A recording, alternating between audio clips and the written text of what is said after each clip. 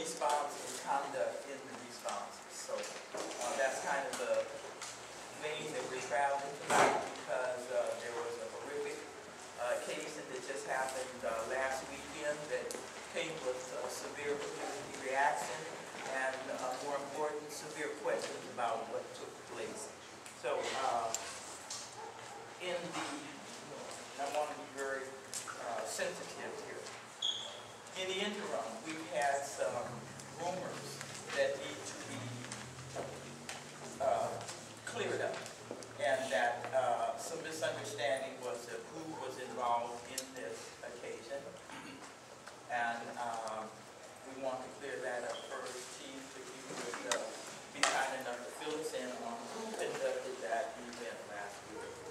The shooting, officer-involved shooting that occurred on 53rd Street, the two officers that were involved in that particular shooting were assigned to 77th Street Station. The follow-up incident that occurred on Monday night, where 10 or so officers or more came in and made 4 or 5 arrests. That was conducted by Operation South Bureau, have a special enforcement unit, and they were from that unit that conducted that arrest. And also, I'd like to ask you in just a second, could you explain to us, I have a list of all the officer-involved shootings. It covers everybody, the county, not just the city. It covers suburbs as well, so no one's being targeted in this. But I did have a question in reading this, that there is such a thing as the LAPD force investigation. Could you explain to us what the distinction is between a generic officer and this force investigation? All of our officer-involved shootings are investigated by an entity that's separate from operations detectives. For example, they work for Force Investigation Division, which is a part of our Professional Standards Bureau, houses our internal affairs, and that's where they conduct those shooting investigations from. It's been like that now for probably the last 10 years. It used to be Robbery Homicide Division investigated officer-involved shootings. That changed in an attempt to get it over into internal affairs or Professional Standards Bureau, that hopefully it would give it a more objective look. Dr. also had a couple of questions. Mine's, again, I know we had a long discussion last week, and mine's more so this week is takeaways. What can we leave this room with probably some productive protocols and some actions that we take, God forbid this happens again. We want to be able to go back to the community and be able to tell them if there is a call that goes out, whether it's guys gathering, there's loud music, whatever, what they can anticipate, whether it be a car, several cars, would they, tell them to leave, could they expect some type of confrontation. And this is just my theory, and I hope that maybe some of the community, they believe so as well. We believe that if there's a person in the community with a gun and he decides to run, he doesn't want confrontation with law enforcement. What he wants to do, he wants to go home that night. He wants the officer to go home. He doesn't want to shoot anybody, he wants to leave. We want to be able to tell them, to go back to the community, to tell them the best way that if they are going to congregate outside, whatever, not to have a gun, first of all, and if they have some warrants, traffic tickets, whatever, why they shouldn't run. So we just need something to go back to the community. I just need something to be able to say, this is why you shouldn't run. You getting caught with a gun may carry probation, 2 years, what have you, versus the potential danger of being killed. So we just want to develop, what can they expect if a call goes out and wants to stop?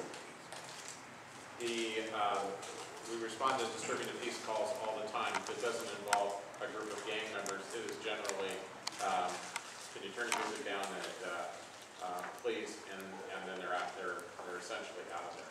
There's a number of different ways. If it's a gang group that has gathered to mourn a loss, I think we need to be better at how we deal with that.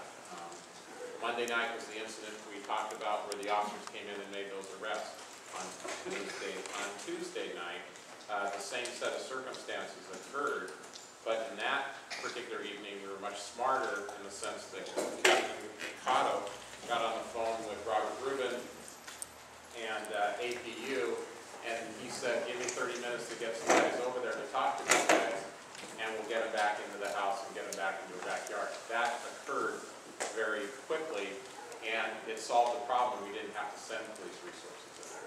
So I would like to be able to work through a protocol, especially on those when we know there's somebody mourning a death or there's some incident that has brought a bunch of a group of people together, that we can come up with that kind of a solution. I would rather do it that way. The issue about somebody carrying a gun, you're right, they shouldn't carry a gun. I don't want them to use that gun on anybody else. I don't want them to use it on me, and I don't want them using it on anybody else.